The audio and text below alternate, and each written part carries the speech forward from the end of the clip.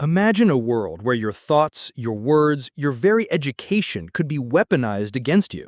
A world where powerful figures, cloaked in academic authority, sought to rewrite your past because they couldn't defeat your ideas in the present. This isn't a dystopian novel. This is the story of Karoline Leavitt. And if you believe in the power of truth, in the right to speak freely, then hit that subscribe button, smash the like, and tell us in the comments, what would you do if they came for your voice? It began with a whisper, then a shout that echoed through the hallowed halls of academia and across the digital ether. Senator Warren demands universities reassess degrees of political agitators. Most dismissed it as abstract political theater, just another symbolic gesture in the endless partisan dance. A performative flourish from a champion of institutional accountability, designed to signal virtue without real consequence. But then a name. A singular, defiant name appeared in the footnotes of a dense white paper published by an Ivy League ethics consortium, Karoline Leavitt, and everything changed. The accusation was stark, chilling in its academic veneer. Her public rhetoric, they claimed, undermined democratic values and weaponized misinformation. Enough, they argued, to justify an unprecedented academic review of her hard-earned college degree. At first, Karoline laughed. A sharp, incredulous laugh that bordered on disbelief. "What's next?" she quipped to a friend. "Stripping diplomas for people for having opinions?" The absurdity of it was almost comical.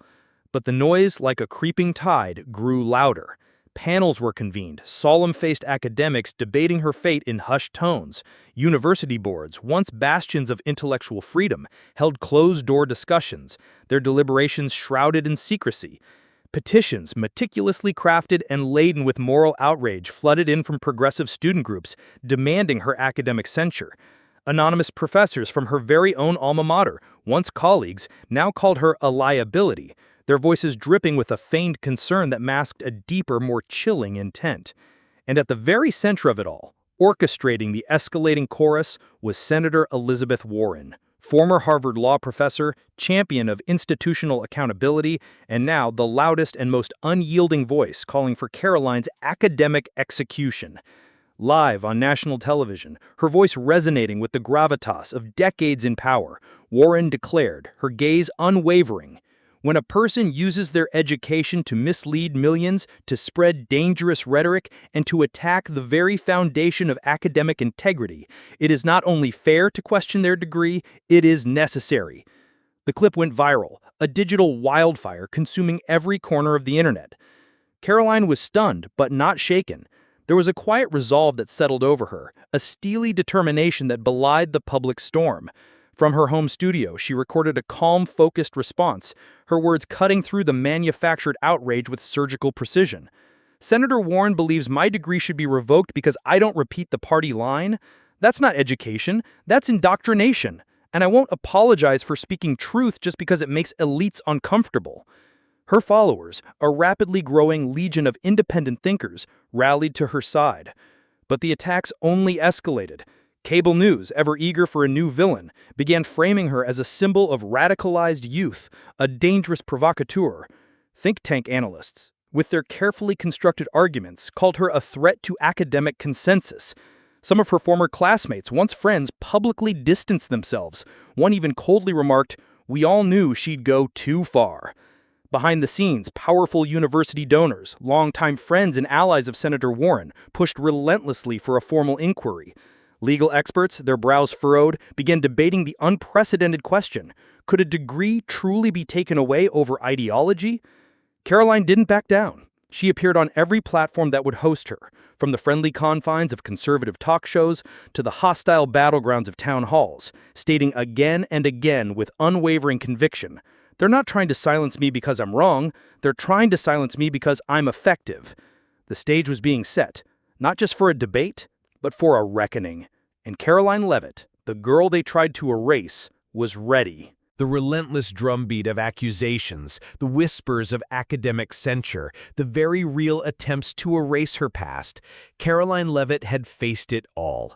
She had stood her ground, turning every attack into a testament to her resolve. But then came the turning point, the moment that would elevate this skirmish into a national spectacle. a scheduled appearance for Karoline Leavitt and Senator Elizabeth Warren to appear on the same national debate stage, live. The announcement landed like a bombshell, sending shockwaves through political circles and igniting a media frenzy. This wasn't just another cable news segment, this was the main event. The pressure was building, a suffocating weight of expectation and anticipation. Every pundit, every talking head, every social media feed buzzed with predictions. The narrative was clear, meticulously crafted by the establishment. This was a takedown, a public disciplinary hearing disguised as a debate, where the seasoned veteran, the Harvard law professor, would expose the radicalized youth for what she truly was. The trap, it seemed, was being set. Elizabeth Warren, poised and confident in her trademark deep blue blazer, was ready. Her team had meticulously prepared, strategizing every angle, every carefully worded attack. Papers in hand, her podium a fortress, she embodied the weight of decades in academia and politics. Her voice, refined by countless lectures and legislative battles, carried the authority of an institution. She was ready to frame Karoline Leavitt not merely as a political opponent, but as a clear and present danger to the public mind, a purveyor of weaponized ignorance who had betrayed the very education she received. This was her moment to reassert control, to demonstrate that there were consequences for those who dared to defy the established order. But Karoline wasn't walking into it defensively. She wasn't preparing to merely survive. She was walking in prepared, armed not with talking points handed down by handlers, but with something far more potent: receipts, conviction, and a message no one could ignore. While the media spun tales of her impending demise, Karoline was honing her arguments, sharpening her wit, and steeling her resolve. She understood the game they were playing, and she was ready to flip the board. The lights of the National Debate Studio burned bright, a blinding glare that magnified every tremor, every flicker of emotion. Cameras zoomed in, their lenses hungry for the drama. Producers whispered behind the glass, their faces etched with the tension of a high-stakes production. The stage had been meticulously set, not for a discussion, but for a public execution. Then Karoline entered. Quietly. Her expression steady, a calm that belied the storm raging around her. She wore no earpiece, no teleprompter feed to guide her words. Just a sleek black jacket, her signature cross necklace glinting under the harsh lights, and the look of someone who had come not to survive, but to strike. The air crackled with anticipation. The moderator, a figure of practiced neutrality, began, his voice cutting through the silence. Tonight, we discuss accountability in public speech, academic standards, and the responsibilities of public figures. The battle lines were drawn. The moment of reckoning had arrived. The moderator's voice faded, a mere prelude to the storm. Senator Warren, your opening remarks. Warren wasted no time. Her voice, sharp and precise, cut through the studio's charged silence. We are watching a rise in weaponized ignorance, she began, her gaze fixed, misinformation wrapped in confidence. And yes, some of it comes from figures like Miss Leavitt, whose words directly contradict the ethical foundation of the education she received. It was a direct hit, a calculated strike designed to dismantle Karoline's credibility before she even spoke. Karoline waited. No flinch, no smirk, just a steady, unwavering gaze that met Warren's head-on. The silence that followed Warren's initial salvo was heavy, pregnant with expectation. Then came the pivot, the carefully constructed trap. Warren continued, her voice gaining a righteous indignation. When an institution grants a degree, it's a trust. When that trust is broken, when it's abused for political propaganda, there must be consequences. A few audience members, planted or persuaded, offered a smattering of applause. The moderator, sensing the moment of truth, turned. Miss Leavitt, your response. Karoline leaned in, calm, clear, surgical. Senator Warren, let me be absolutely clear. My degree wasn't a gift. I earned it. Through work, through merit, through the same system that apparently now wants to blacklist me because I don't parrot your politics." A collective gasp rippled through the studio. Warren blinked, a flicker of surprise crossing her face. Karoline didn't let up. "You talk about weaponized ignorance? Let's talk about weaponized institutions. When people in power use academia to silence dissent, not challenge ideas but erase people, that's not democracy, that's authoritarianism in a cap and gown." Now it was Warren who shifted uncomfortably, the carefully constructed facade of indignation beginning to crack. "The goal," she began, attempting to interrupt, but Karoline didn't let her. "You don't want to protect truth, Senator. You want to license it, control who gets to speak, and revoke credentials from anyone who dares to speak outside your narrative." The moderator raised a hand, a desperate plea for civility. "Let's keep this civil." Karoline didn't raise her voice. She didn't need to. What's uncivil is trying to rewrite someone's past because you can't defeat their ideas in the present. The audience stirred, a low hum of realization spreading through the room. Even neutral viewers could feel the tide shift.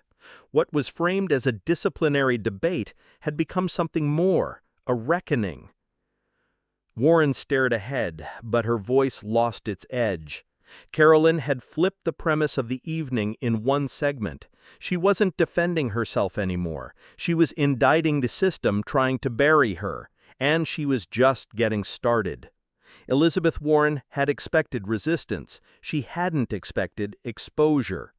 Karoline didn't merely respond. She reframed the entire conversation. The studio, once echoing with establishment confidence, now pulsed with unease.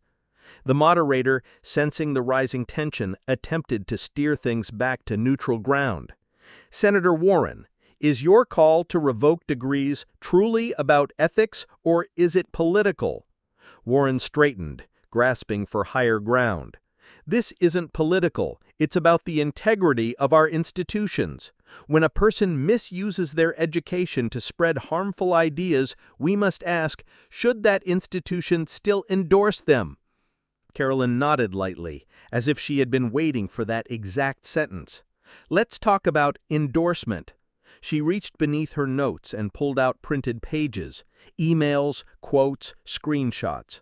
"This," she said calmly, holding up one page, "is an internal memo from a faculty member at my alma mater discussing pressure from your office to open a retroactive ethics review based solely on my media appearances."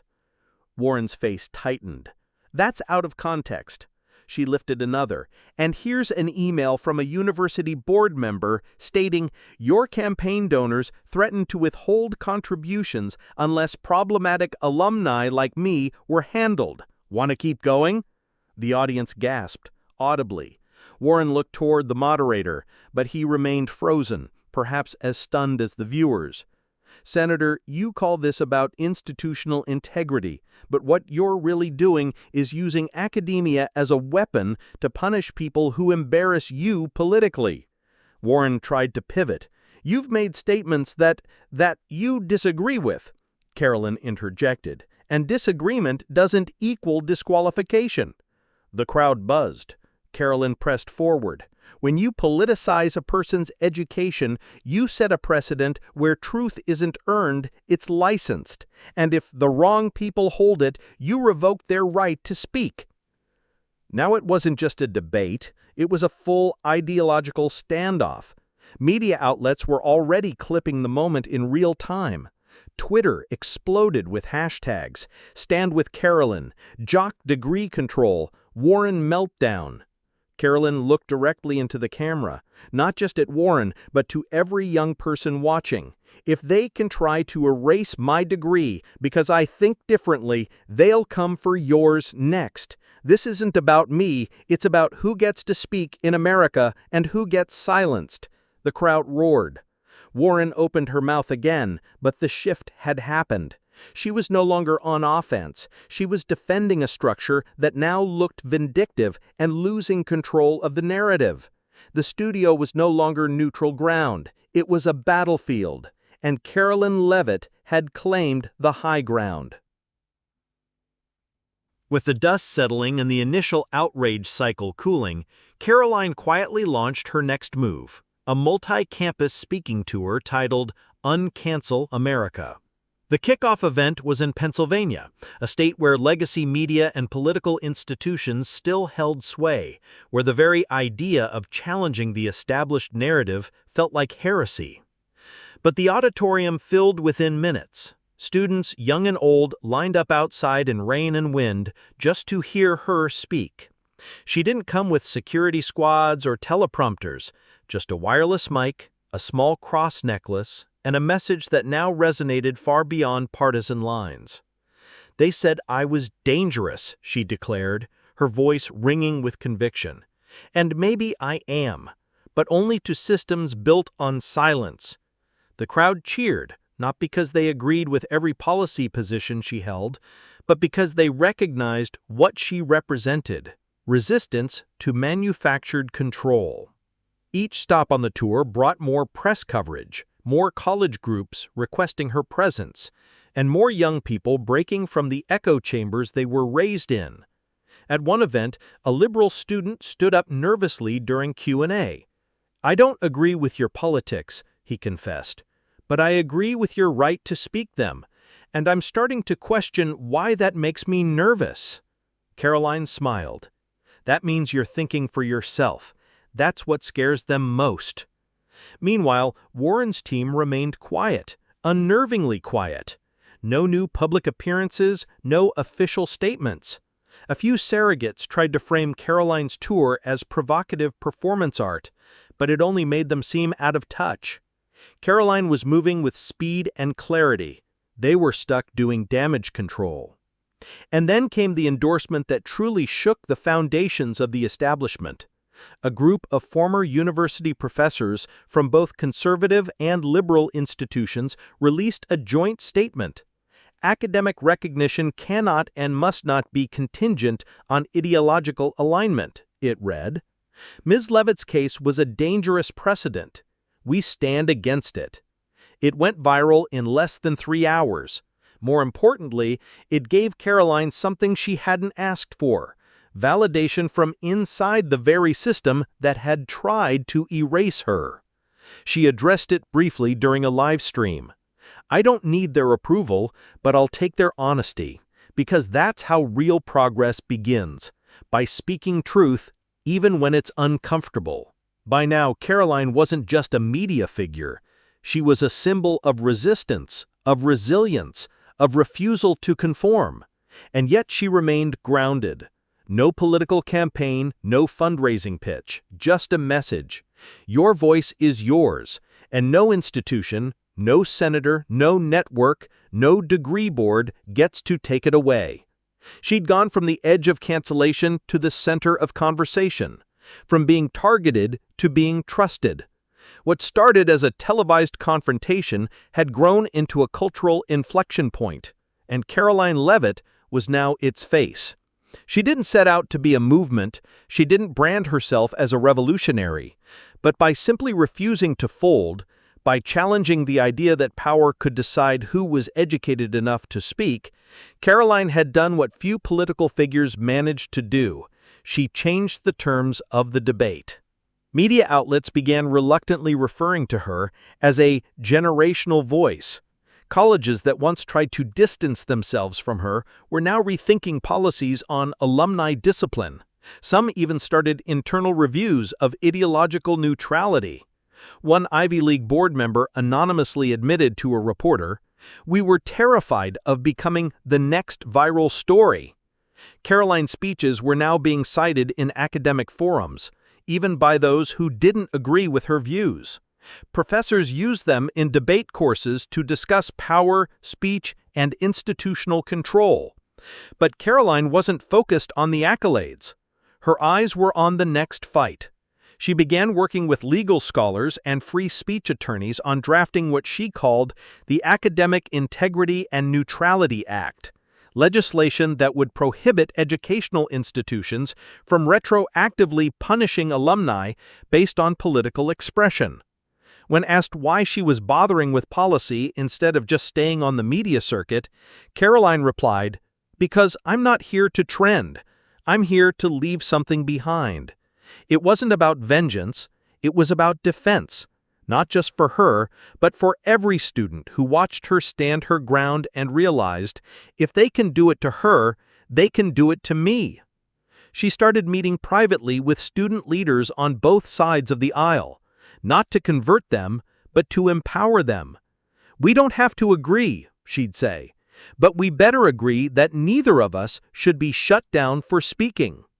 Her tour turned into a platform. Her platform turned into a coalition.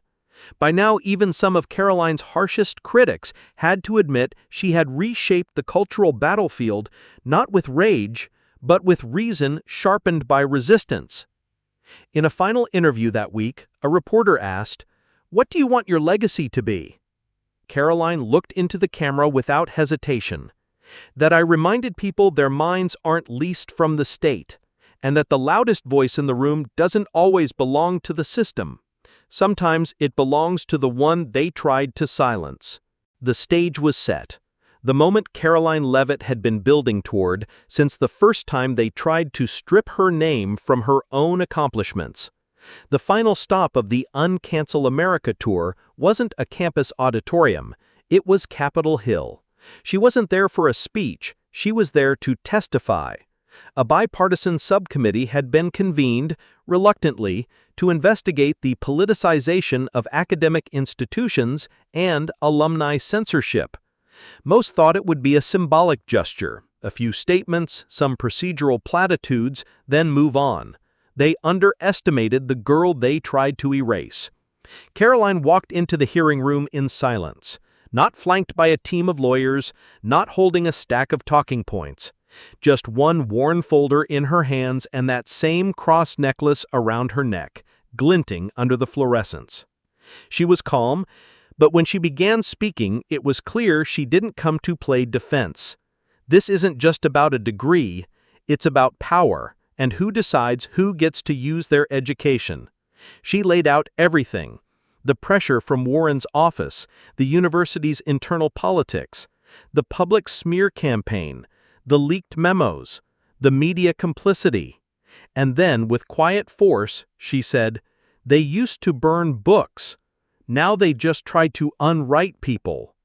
The room went still. A congressman attempted to derail her, accusing her of inflaming tensions. She didn't blink. What's more dangerous, standing up to power or pretending it can't happen here? One by one, even skeptical members of the committee began to nod. Even if they didn't like her politics, they knew she wasn't wrong. And then she dropped the final blow. "You all sit here debating free speech while universities take donor money to blacklist graduates who challenge your narratives. So I have one question. If my degree can be erased for what I say, who's really in control of higher education?" There was no answer, because the answer was obvious. That clip would go viral within the hour. It would be replayed on news loops across the spectrum, and it would be the final moment in the story they tried to kill at the beginning. Karoline didn't wait for applause. She didn't wait for recognition. She stood, nodded once, and walked out. Not just of the room, but into a chapter of American cultural history few would ever forget. They tried to silence her. They tried to shame her. They tried to strip her name, her future, her past. But in the end, she stripped them of their grip on who gets to speak. And that, not the argument, not the degree, not the headlines, was her final victory. They tried to erase her name, her voice, her place in the conversation, but instead, they proved her point. Karoline Leavitt didn't just survive. She stood taller, spoke louder, and exposed what they never wanted you to see. In a world where silence is expected, she chose to speak, and that choice echoed far beyond the walls they tried to lock her out of. This wasn't just her victory, it was a warning to anyone who thinks truth can be revoked. And there you have it, the incredible journey of Karoline Leavitt, a story that proves one voice can indeed change everything. If this narrative ignited something within you, if it made you believe in the power of standing your ground, then don't keep it to yourself. Like this video, share it with everyone who needs to hear this message, and leave a comment below telling us what freedom of speech means to you. Most importantly, subscribe to our channel for more stories that challenge the narrative and expose the truth. Your support helps us amplify the voices that matter most.